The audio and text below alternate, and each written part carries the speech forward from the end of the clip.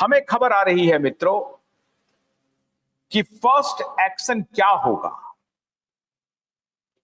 आज से महज 10 दिन के बाद अदालत में सुनवाई है और ये 10 दिन का ही वक्त है महाराष्ट्र सरकार के पास। महाराष्ट्र सरकार ये नहीं कह सकती है कि हमें और वक्त दे दीजिए।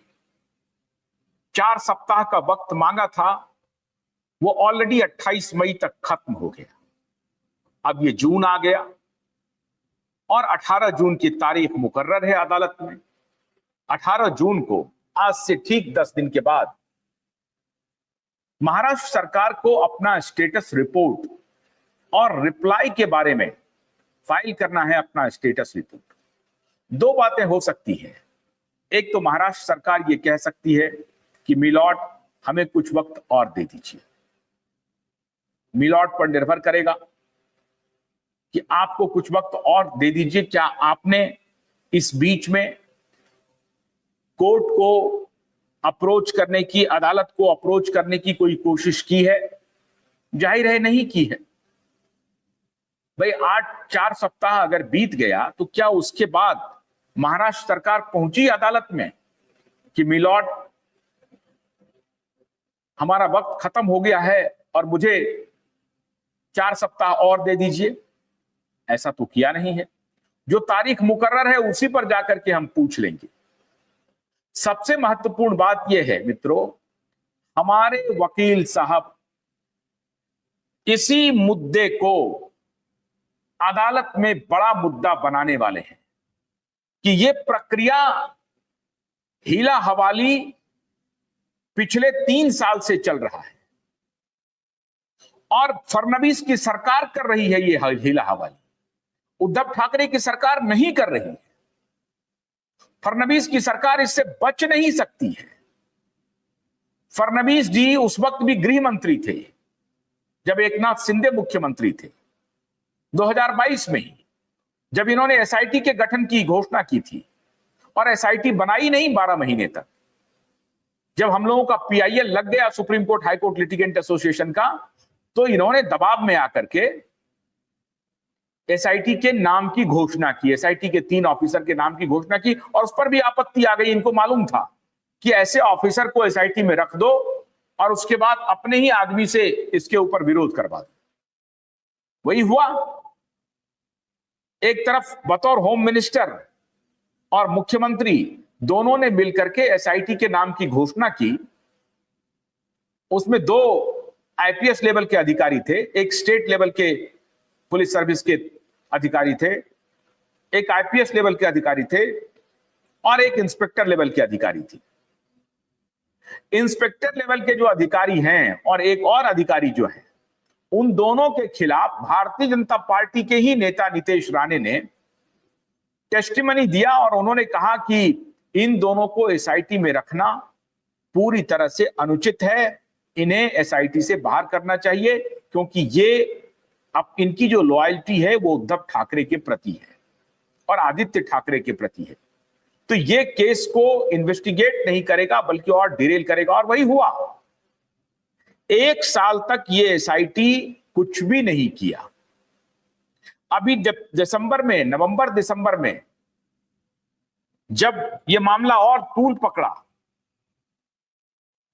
नए चीफ जस्टिस के आने के बाद, नए चीफ जस्टिस ने जब कहा कि आपको और कितना वक्त चाहिए नीलेश ओझा जी को, जब ये मामला तूल पकड़ा आलोक राधे के आने के बाद,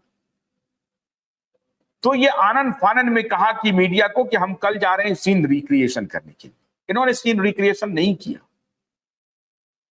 तो ये बात मित्रों साबित हो गई कि एसआईटी का गठन ऑनरेबल फडणवीस साहब ने बस यूं ही कर दिया था। और आज मैं बड़ी पीड़ा के साथ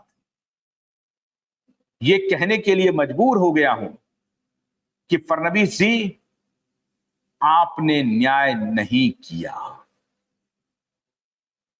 आपकी सरकार ने न्याय नहीं किया। पीआईएल तो 2023 में ही लग गई थी। उसी वक्त आपने ऑफिसर की घोषणा भी कर दी थी। नवंबर दिसंबर 2023 से जून 2025 तक लगभग 19-20 महीने तक आपने न्याय की दिशा में कोई काम नहीं किया। इस बीच में आप व्यस्त हो गए। विधानसभा चुनाव में आप चुन करके आए, फिर से मुख्यमंत्री बने, फिर से होम मिनिस्टर बने, फिर भी आपने कुछ नहीं किया। आशा थी, आपको पत्रकारों ने पूछा कि आप दिशा के लिए, सुशांत के लिए क्या करेंगे। आपने कहा कि हमने एसआईटी की गठन कर दिया है, एसआईटी अपना काम करेगी। एसआईटी अपना काम नहीं कर रही है, और एसआईटी अगर अपना काम नहीं कर रही है, इसके लिए दोषी एसआईटी नहीं है। आप उसके एग्जीक्यूटिव हेड हैं, आप होम मिनिस्टर भी हैं और आप चीफ मिनिस्टर भी हैं। देवेंद्र फडणवीस साहब, आप अपनी जिम्मेदारी से नहीं बच सकते हैं। लोग होंगे जो आपके समर्थन में खड़े होने वाले लोग होंगे।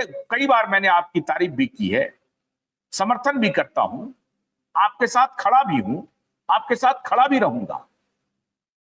लेकिन जहां कहीं भी आप गलती कर रहे हैं, पूरी मजबूती से क्यूबाइब नेटवर्क उन सवालों को पब्लिक डोमेन में उठाएगा और आपको कटघरे में खड़ा करेगा। और बिना लाग लपेट के आज मैं ये बात कह रहा हूं, क्या आपने 20 महीने तक इस पूरे प्रकरण को दबा के रखा? आप दबा रहे हैं या कोई और दबवा रहा है आपसे? कोई पुलिस अधिकारी है जो आपको गुमराह कर रहा है? क्या वो पुलिस अधिकारी परमवीर सिंह है? क्या वो पुलिस अधिकारी विवेक फंसलकर थे? विवेक फंसलकर के पास सतीश सालियान और उनके वकील आदरणीय नीलेश ओझा जी पहुंचे थे। विवेक फंसलकर ने मुलाकात तक नहीं की थी। मुंबई के निवर्तमान पुलिस कमिश्नर की बात मैं कर रहा हूं। आज देवेंद्र भारती भी मौन है, लेकिन क्या विवेक फंसलकर ने देवेंद्र फडणवीस को गुमराह किया? क्या परमवीर सिंह ने जो गुमराह किया था देवेंद्र फडणवीस को, क्या उसी कड़ी को विवेक फंसलकर बढ़ा रहे थे? या देवेंद्र फडणवीस सब कुछ जानते हैं और मौन साधे हुए हैं? तो माननीय देवेंद्र फडणवीस जी, बड़ी विनम्रता के साथ मैं आपको यह कहना चाहूंगा कि अब आपके पास कोई ऑप्शन हमने नहीं रहने दिया है। हमने से तात्पर्य क्यूबाइब नेटवर्क ने नहीं, पब्लिक ने, इस देश की जनता ने, इस देश की आवाम ने, और ऊपर वाले ने, और न्यायालय ने, अदालत ने सरकार के हाथ को बांध दिया है। सरकार के पास कोई ऑप्शन नहीं है। सरकार को एफआईआर करना ही पड़ेगा। और जो खबर आ रही है कि आपने मन मार के ही सही, लेकिन एफआईआर करने का मन बना लिया है। सवाल है, पूरी दुनिया जानती है कि आपका 36 का संबंध है उद्धव ठाकरे से। पूरी दुनिया जानती है। उद्धव ठाकरे आपको फूटी आंख नहीं सुहाते हैं। उद्धव ठाकरे भी आपको देखना नहीं चाहते हैं। फिर ऐसी क्या बात है जो आप उद्धव ठाकरे और आदित्य ठाकरे को बचा रहे हैं? क्या बात है? देश आपसे जानना चाहता है। मैं नहीं समझता हूं कि अमित शाह जी उद्धव ठाकरे को बचाने के पक्ष में। मैं नहीं समझता हूं कि अमित शाह जी आदित्य ठाकरे को बचाने के पक्ष में। अमित शाह ने साफ कहा कि दोस्तों को 2 मौका, दुश्मनों को 1 मौका और गद्दारों को कोई मौका नहीं। और ये शब्द उन्होंने सिर्फ और सिर्फ उद्धव ठाकरे के लिए ही निकाले थे।